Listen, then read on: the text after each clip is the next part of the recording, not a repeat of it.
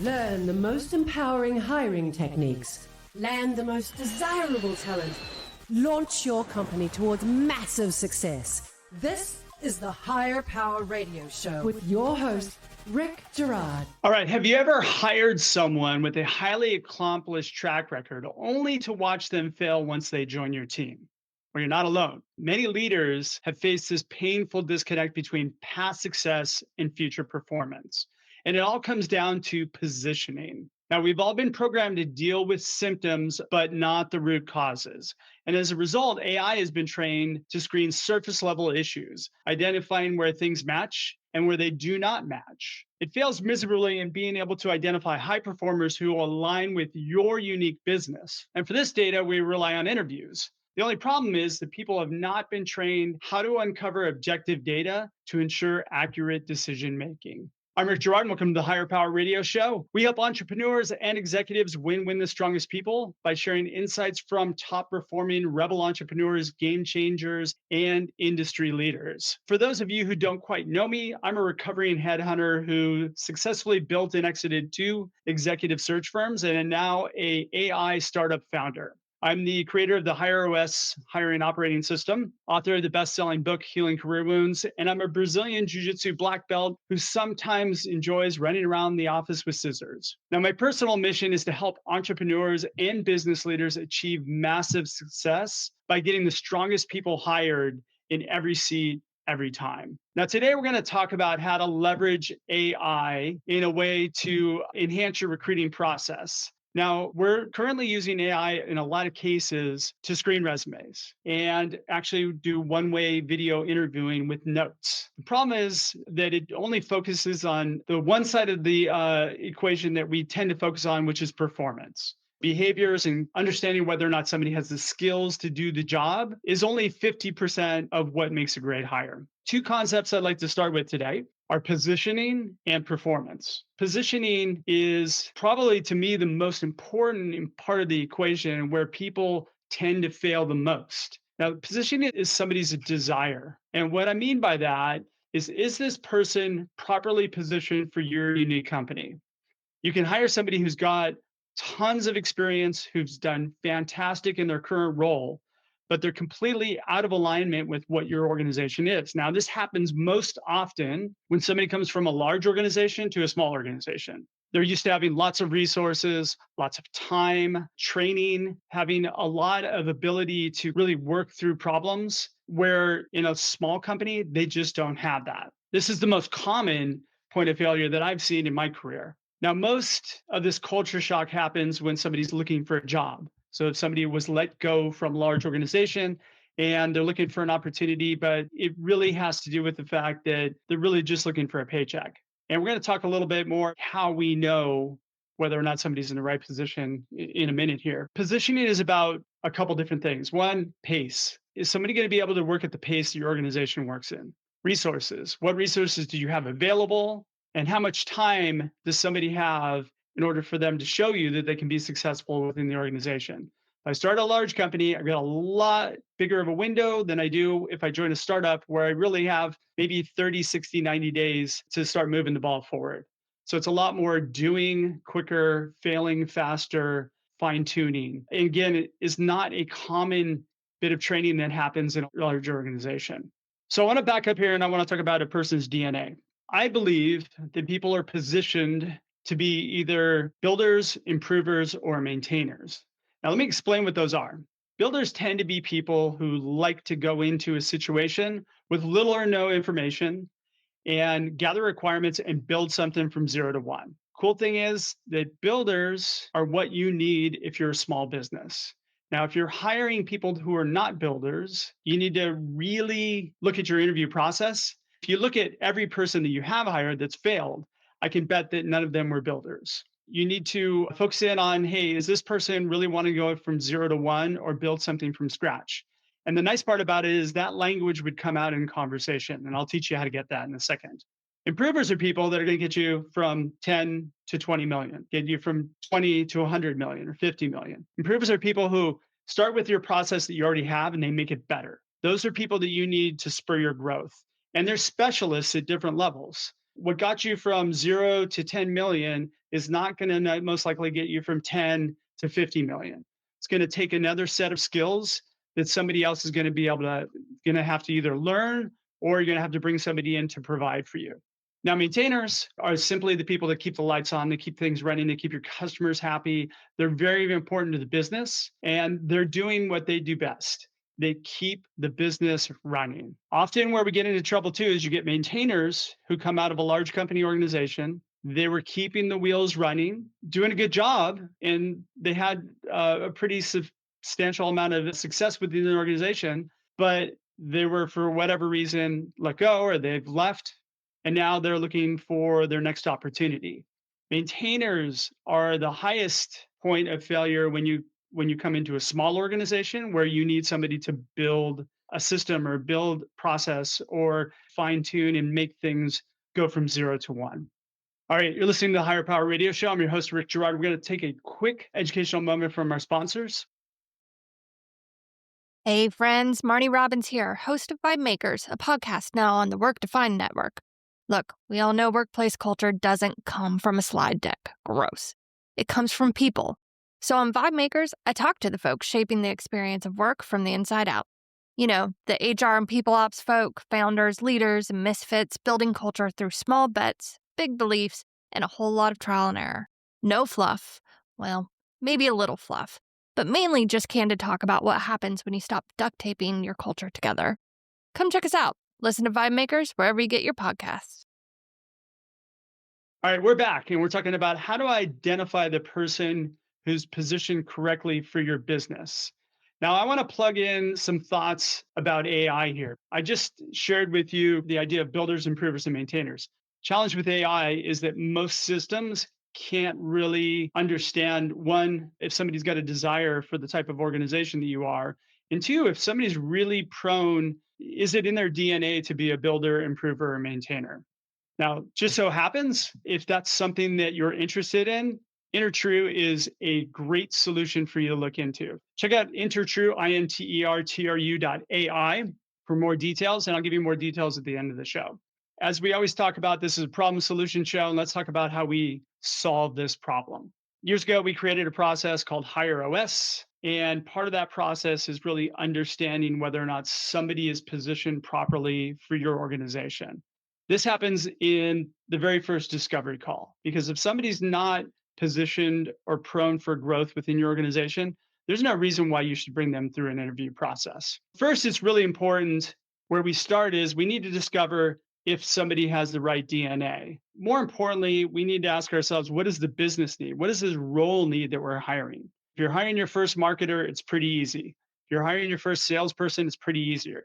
Even probably your first 2 to 4 of those people, it's pretty easy. You need people that are builders, that really want to move the ball forward, and they're going to make an impact quickly. They need to move fast. They need to get things done. They need to accomplish things. If you're going from 20 to 50 million, you're going to need a different pace. You're going to need a different type of person.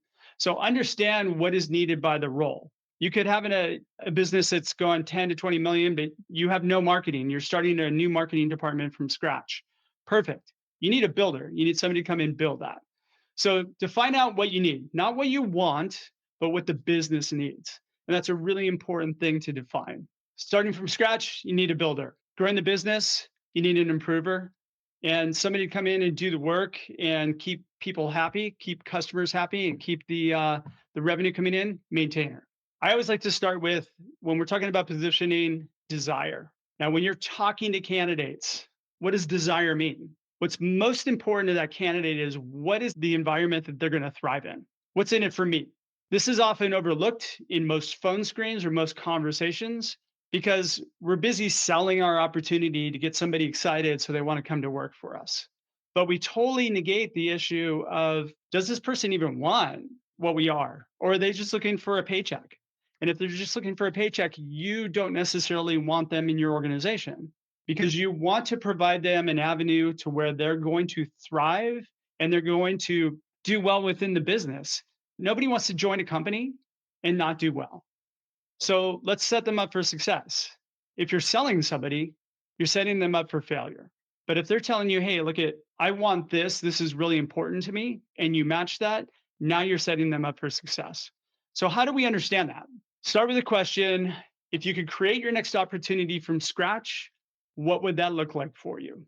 It'll be posted in the notes. This is a really important question that we ask when we start to understand desire. A big clue is that if you're looking for builders, and I'm talking to you, most of you startup founders, builders are mainly what you need for most of your positions. Builders use the word build in their language when you talk about the type of work they desire. You're going to hear something like, I really want to build something from 0 to 1, or I enjoy coming in at a point where there's really not much, there's some concepts, and I can focus in on understanding what the business case is, and then I can go off and build it. They enjoy taking something from concept and bringing it to life. You'll also hear things like, yeah, I'm at a company where I'm bored of the work because I really like to create something new. I'm just doing maintenance work. There's a lot of different examples or different patterns that you're going to hear, but builders are usually bored, or they're unchallenged, or they're feeling underappreciated in their current role. These are key indicators that you have somebody that, like, you give them the right opportunity, they're going to come in and thrive. And that's ultimately, as a business owner, what you want for your people. You want your people to come in and thrive.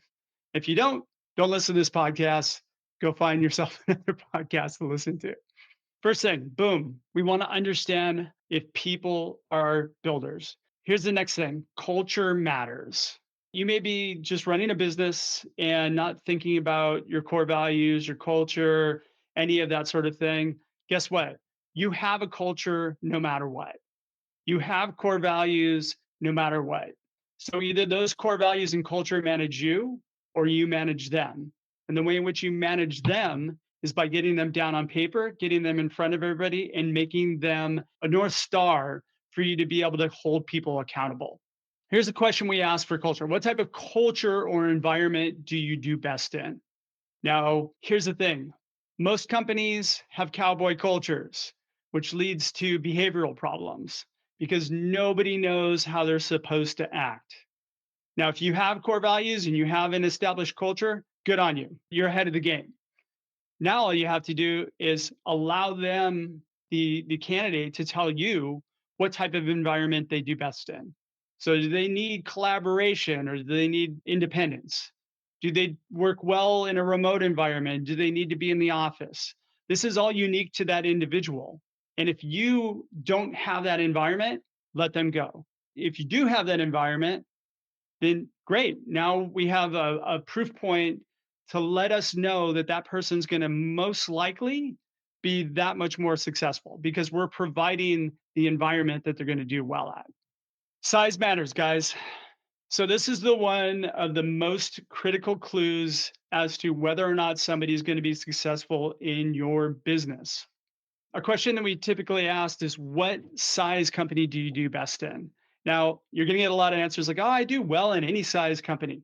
No, they don't. People have a size company in which they do better. People who tend to have worked in a large corporate environment have been somewhat institutionalized. They're used to having a lot of resources. They're used to dealing with the politics, and they're used to being able to navigate within that environment. They can move slower. They're comfortable there. Now, if somebody's itching, if they're in that type of company and they're telling you, gosh, you know what? I've been in a large company. However, I hate it. I need to be in a smaller company environment where I can be more agile. Great. That's a good thing. But most of the time, people will tell you what size company they're going to thrive. As you know, as a small business leader or a medium-sized business leader, your company is very different than a large company. And it's very different than a startup. That being said, at each stage, you need to understand, does this person fit into my stage of the business? And then ask them, how small is too small for you? You'd be surprised. I've had people say to me, hey, look, I like to work in smaller companies, somewhere around 1,000 people. How small is too small? You know what? Less than 500 would be too small for me.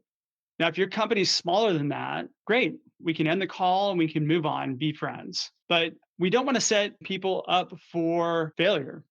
And if they can't navigate or work within the type of environment and the stage that we're at, let's not waste anybody's time. Finally, the last point that I want to get at is role expectations. Now, quite often you see situations where candidates may be in management or a director level, and they apply for individual contributor positions. Big red flag and clue. Now, again, I've had people that have said to me, hey, look, I've been a director, I've been in this corporate environment. I would really like to work at a smaller company as an individual contributor, and here's why. Now, the why is the most important piece here. Why would you want to take a step back in your career, in your title, and come back and go do an individual contributor role? People have different motivations, but there better be a legitimate reason why you should move that person forward in the interview process. Hey, look, I would like to work in a different industry. I really want to learn your industry. And as a result, I want to come in as an individual contributor. I want to learn as much as I can about that industry. And then I want to help you grow the business. Legitimate. If at any point somebody doesn't match up with that, here's the thing. When you interview people properly, tell them that, hey, we don't fit at this point. Now, size is a place where I release a lot of people. And I'll tell you why. If somebody says, hey, look, I'm looking for an organization, a smaller business, maybe 1,000 people, and my organization is a ground level startup, there's 6 of us. I can guarantee you they're not going to do well in my organization. And I don't want them to waste their time or mine in trying to figure that out or find out. I'm not big for science experiments on this. So I'll share that with them. Hey, look, we're a small 5-person startup. I don't think that you're going to be a fit here. And, certainly I don't want to set you up for failure. Having that conversation at that point is critical. And what it does is it allows them to bow out. Hey, look, I don't really want to set you up for failure here. I don't think you're going to be a fit. What are your thoughts on this? Yeah, you're absolutely right. I'm comfortable at a bigger company where I have benefits and resources and all these things that you can't offer me. Perfect. Now I can simply wrap up the interview and move on to the next person. You can bet the right person is going to feed you exactly not what you want to hear, but the truth about what they want.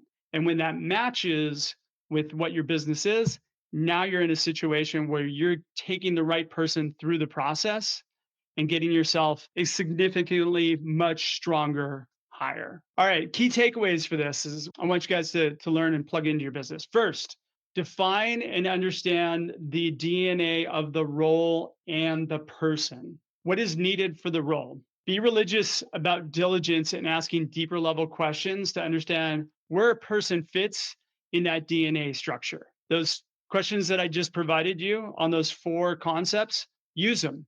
If you don't use our system, they're built in, write them down and feed them to your people. If you'd like to talk to us at InterTrue about utilizing our system to coach people through that interview process, we'd love to talk to you. And when a person's desire does not match up with the business needs, no matter what, no matter how impressive their resume is or the fact that they were recommended by somebody you trust, you must let them go.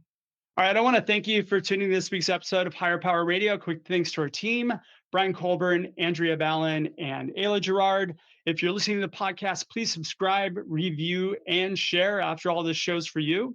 And we want to continue to provide excellent content for you week after week. You can join the Higher Power Radio show at Higher, H-I-R-E, Power, P-O-W-E-R, radio, radio.com, or you can drop me an email at rick@intertrue, intertru.ai. I'm your host, Rick Gerard, and you have been listening to the Higher Power Radio Show. Aloha. Thank you for listening to Higher Power Radio. Catch our LinkedIn Live show every Tuesday at noon, or download the podcast on iHeartRadio, iTunes, YouTube, or your favorite podcast platform. We appreciate you joining us on Higher Power Radio with your guide to hiring success, Rick Gerard.